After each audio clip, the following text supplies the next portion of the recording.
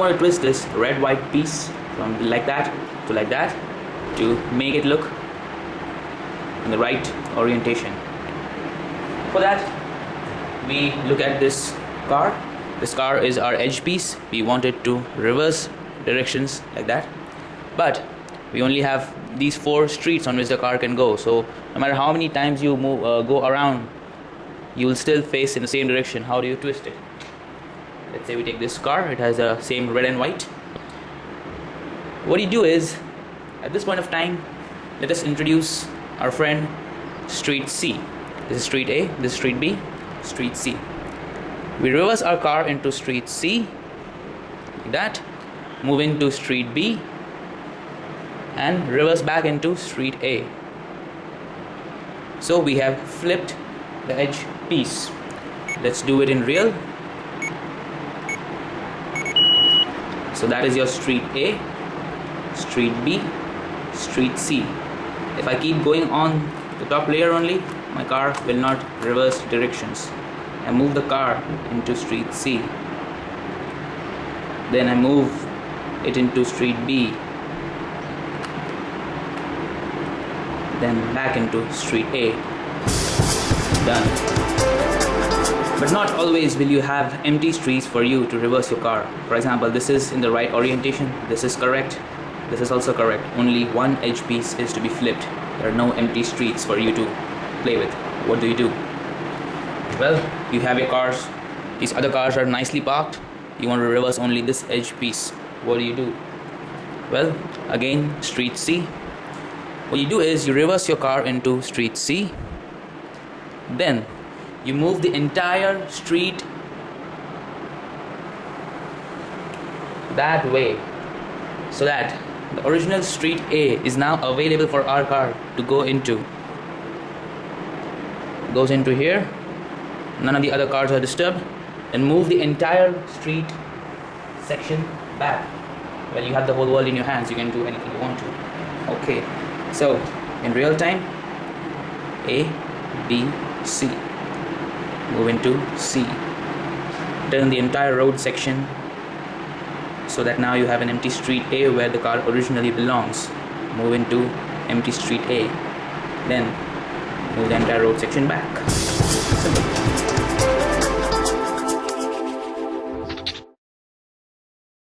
Now let's try to find out the distance between 2 pieces, the angular distance. For example, this red, green, white and this red, green. What is the distance between them? Let's say I tag this thing like that. I stick a tag on the red face towards the green side. Let's try the line of action. Similarly, I place this on the red sticker, obviously towards the green side. You get that? So what is the distance between these 2 pieces? 90 degrees. So basically I need one 90-degree move to join these 2, and as everybody knows, that is the move. So you have 0 degrees left now. They have joined. Let's say we do it like that. This is not in the line of action, but still if I try to, I don't know how to solve it, and I try to take this piece over here hoping that it will join, it doesn't join. Still I am left with a 90-degree distance between them. So basically I need 2 90-degree moves to get this join, and everybody knows you hide this down. Well, if I hide it and I unhide it, I'm making plus 90 minus 90, so that doesn't count.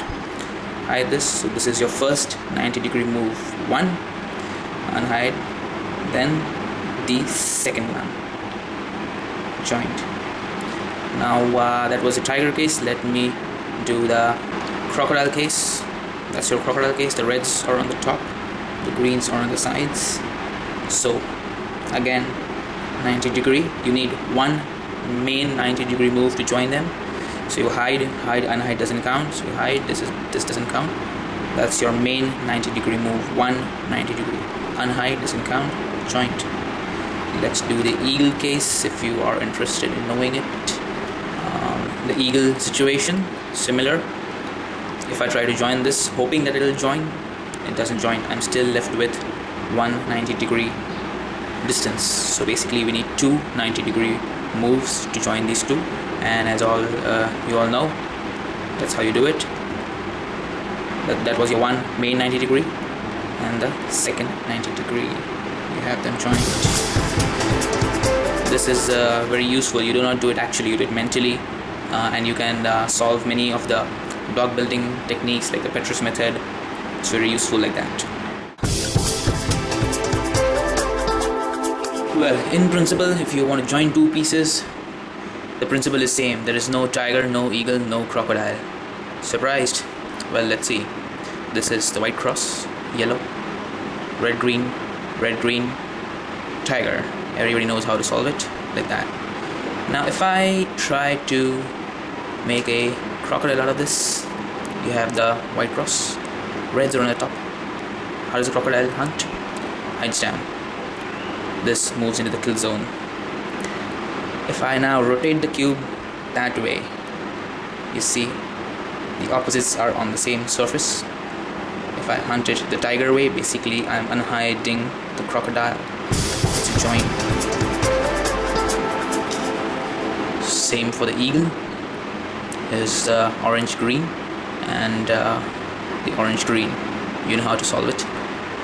Move it away from the green. And the eagle flies in the sky. Now if I see it on this surface, opposite colors on the top. Eagle flies, grabs. Now if I move it further by mistake, still the opposites on the top, I can move it in the reverse way. This is the tiger leap, still joined. It's all the same. Here we have the very famous Z permutation, red green and blue orange. What everybody does is they hold the cube like that and do this particular algorithm. Well, if I'm a right-hander, I would like to do the M's with my right hand, but in the standard algorithm I have to do the U's with my right hand, and I'm left with doing the M's with the left hand. Right hand being more dexterous, I would like if I could do the M's with the right hand, leaving the left hand to do all the U's. So what do? Replace all the U's with the U inverteds. Just hold the cube like that. So these two are here now, and perform the same algorithm, only with right hand doing the M's, left hand doing the U's. Even though this is called U inverted, I just call them U for the sake of easiness.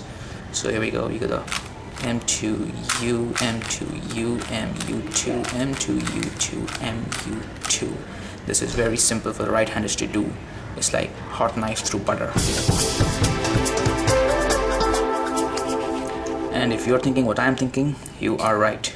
The H permutation, same applies. And this is sweet, you don't have to rotate the cube, because if you had to, it would be two rotation, it doesn't matter.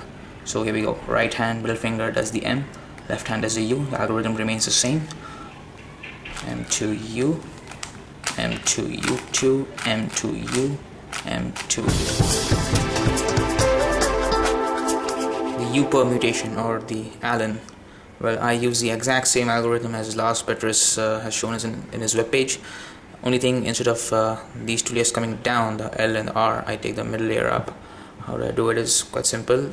It's the F2, then U.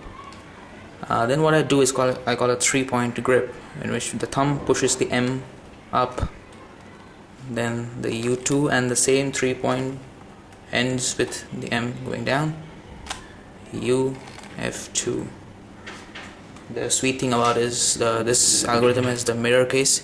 You do not have to change the algorithm, only replace the U's with the UI, and you have this case, and done at gentle speeds it goes something like this, like that. Well, if you're comfortable using your current algorithm, there's no need to change. This is just I'm showing what I do. It's not really necessary for you to learn this.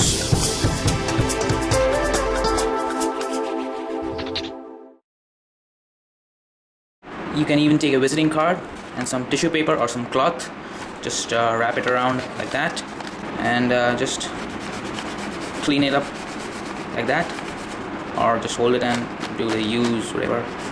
I mean, just look at that. Make sure you give attention to all the surfaces. Just you know how to do that. This is very useful if you want to quickly clean your cube. If you're if you're on the go or in any competitions,